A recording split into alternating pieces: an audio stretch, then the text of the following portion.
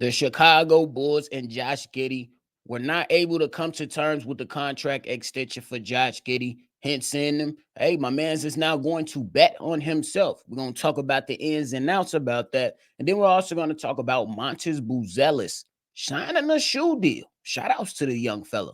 Y'all know we're going to talk about it and break it all down, but you gotta hear the music first.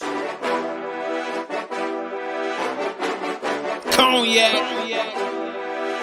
Gang.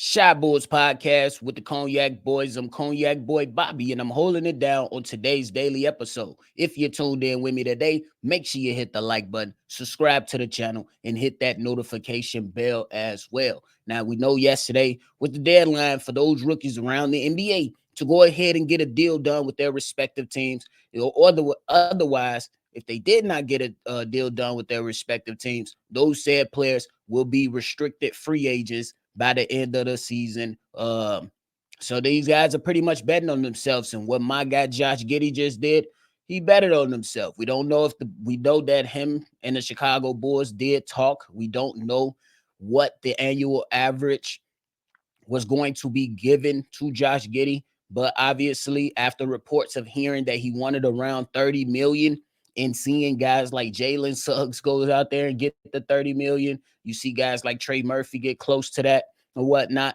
and some other players as well. And you just come to terms, and Josh Giddey is looking like, nah, Chicago, I'm not giving you a discount. I want my 30 mil. Now, it's fair. It's fair that Josh Giddey feels that way. I mean, if you come out and you feel like you're a valuable player in this league and you feel like that a team is not giving you what you want, this is where you come into, and there's nothing else that is pretty much to talk about, but other than to do it. There's nothing to do it, but to absolutely damn do it. And that's what Josh Giddey has signed himself up for. I remember sometime over this past offseason that Josh Giddey was talking about not really wanting to worry about that. That's something that he worried about a lot at OKC, and it kind of drove him crazy. I'm just paraphrasing. But for the Chicago Bulls, the time is now. Are you going to come out here and you're going to hoop, or you going to get your 30 million, or will you force the price to go up, or will you not play well enough to where the Bulls want the price to come down? Is that something that was inserted or talked about at the table anyway? Could have been, but obviously it wasn't enough or something close to getting done, because Josh Giddey did not accept whatever the Chicago Bulls were trying to do. Now, some players that received their money and that did get paid yesterday, before the deadline, included Alperen Sengun, who signed for 5 years, 185. Jaden Hardy, who signed 3 years for 18 mil. Jalen Suggs, who signed for 5 years and got his 30 million per year, signed for 5 years, 150. That was being reported that Josh Giddey wanted something around the same annual average as Jalen Suggs. Jalen Suggs got his. Josh Giddey did not. Jalen Green signed a 3-year, $106 million. Trey Murphy signed 4 years, $112 million. And Moses Moody, who was a part of the draft class with Josh Giddey as well, signed 3 years for $39 million. Now, I say, hey, this thing right here is just pretty much giving us a range on how the NBA is feeling about a lot of these players. Obviously, the NBA and their respective GMs and their teams are feeling a lot more better than some of the other prospects maybe felt around with their respective team, and that's cool. But one thing I will like to say is that, and add in, is that Emmanuel quickly got 5 years, 162. Maybe that's something that, the Toronto Raptors was trying to heavily invest in. And it's okay, I guess. Me personally, I don't necessarily know and believe in paying, guys this caliber of money for unproven things. But this is the way that the league is now. That's why I'm here just pretty much saying that it's a fine line. Because on one side, you could say, hey, make Josh Giddey earn it. He ain't did much. He was on his way to becoming a bench player. Fine, I understand that. But then on the other side, to where I kind of lean on, is that, hey, you take care of your business now, you might be able to save a little more on the back end when you want to invest in players. But I understand both sides of the argument. I'm not mad at neither one of them for how anybody feels on it, because there is a fine line when it comes to investing in assets, and those assets include players. This is a very fine line because you could very well go out, hand a guy out some money right now, and injuries can come into play. Production can be lacking, things like that. Or you can do what the Bulls are doing in this situation and not pay the guy, and the price can absolutely go up. And you live with both decisions. It's a part of investing. It's a part of investing. So those that want to come for me, pump the brakes. It's okay. It's a part of investing. These are some of the decisions that you have to make as a front office. I'm cool with either decision, but I will say, the Bulls, you've done this before. You've done this with Ayo Dosunmu. You've done this with Kobe White.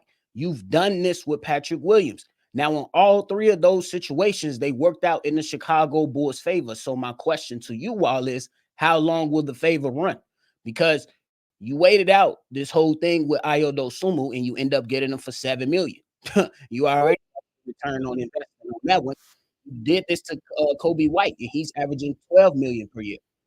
And this is kind of what you already, you know what I'm saying? That's a steal for Ayo Dosunmu at Kobe White at $12 million per year. And then P. Will, some people will say the $18 million per year is a bit of an overpay. Some people may feel like, hey, you right on the line and you got them for the low. It's okay. But my question is how long will the favor run with the Chicago Bulls? Because if the annual average that was expected for Josh Giddey was 30 mil, if he comes out and play well, price is going up.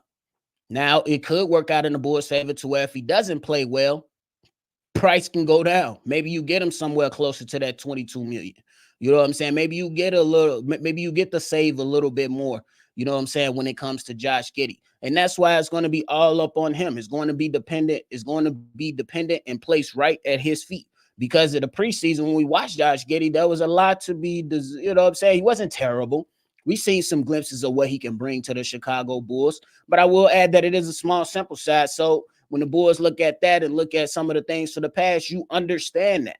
You understand that. But then on the flip side, I have to come to terms and ask the question is, if you traded Josh Giddey for Alex Caruso straight up, and if there is no intentions, I wouldn't say there's no intentions on re-signing him, but let's just say for the sake of discussion, there is some type of back and forth that's going on here when it comes to the money later on after this season. It could very well turn into a sour relationship. I don't think Josh Giddey is that caliber of player or that type of guy to, you know what I'm saying, cause some things to fluster within the organization, but it could very well happen. We've seen it happen time and time again to where players are not feeling like they're being respected. And then we've seen some situations like Ayo Dosunmu situations where there's not much traction out there. There's not many people budging on you being available, and you just have to, take it on the chin and then just take whatever's available. So again, it is a fine line. Josh Giddey, you are betting on yourself now. I hope you go out there and get your bag, young fella. I really hope you do. But if you did drop the bag, that's on you. That's a decision he's going to have to live with. It's a discussion that can go either way. For real. This is a discussion that can go either way. But now what's done is done now. He can very well go out and hoop, and he can very well go out and lay an egg. But we'll see what happens. We got the first game of the NBA season for the Chicago Bulls tipping off tomorrow. So make sure you are there to turn up. Hit the notification bell and turn it on, because we will be live for the Chicago Bulls' first regular season game tomorrow night. And leave your thoughts on the whole Josh Giddey discussion. Do you think it was the right thing for him to say, you know what I'm saying, I don't want to re-up one right now, but I want to bet on myself? I'd never be mad at a man wanting to bet on himself. You know what I'm saying? But make me a believer. I'm going to sit right here. I'm going to sit right here and not be biased to it. I'm going to sit right here and wait and see what he does. But just know, if he plays well, price goes up. If he plays down, price goes down, and you might save a little. We'll see what Josh Giddey does. We'll see. But to end the show, we want to talk about Montes Buzelis. My man's Montes signed himself a shoe deal with Reebok. Come to find out, I didn't even know this personally, but Reebok, they got some former NBA players up in their basketball operations department, and that starts with Shaquille O'Neal being the president and Allen Iverson being the vice president of basketball operations. What a great team to join. I think that Reebok is trying to work themselves up and become a respectable brand again within the NBA. They've been doing a lot of solid things out there, and they've been making a comeback, you know what I'm saying, with all their apparel and other things that you can buy. Montes Buzelis, there's no, I haven't seen any word on when there's a signature shoe or anything coming out like that, but I'll definitely keep you guys updated once I find out. But now Montes Buzelis, he joins as a Chicago Bull, joining Angel Reese from the Chicago Sky as two young players for this city who got themselves a deal. And I think they are very marketable, two very marketable young players. I'm hoping that Montes Buzelis can continue to ascend and develop his game and grow so he can be that cornerstone piece for the Chicago Bulls. And we'll see what happens for that. He also joins people like Lexi Brown and some of the other players. They got soccer players on their squad too, that these people have been doing all around just Reebok. So big shout out to Montes Buzelis on inking his new deal, going to get his bread. And my mans, I hope you can make the best out of this opportunity. I'm rooting for you. And hey, if the shoe's dope, you never know. I don't really buy too many basketball player shoes nowadays. Maybe just Michael Jordan for the most part. But other than that, never really was a LeBron James shoe wearer. I did like the KDs back then. Obviously, those are two different brands other than the Reeboks, but I don't really buy player shoes that much. That's just me. I'm a football player. I'm a football player, and I ain't buying no cleats because I ain't been on the field. So, hey, I do love some type of shoe brands. The last shoe that I bought from a player that wasn't named Michael Jordan was Derrick Rose. His first ever signature shoe.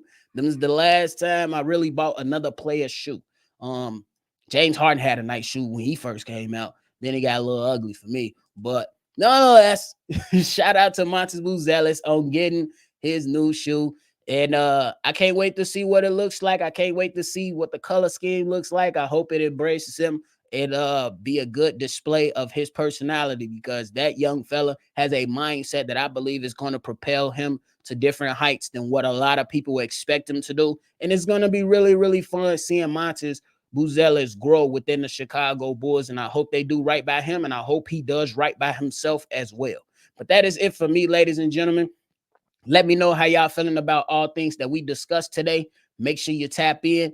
Leave your comments down below. Hit the like button before you roll out. And if you want to be a part of our mailbag episode, call in, state your name, leave your tape. The number to do so is 773-242-9219. Thank y'all so much for tuning in. Make sure you always see red. And y'all already know I'm going to catch y'all on the next one. For sure.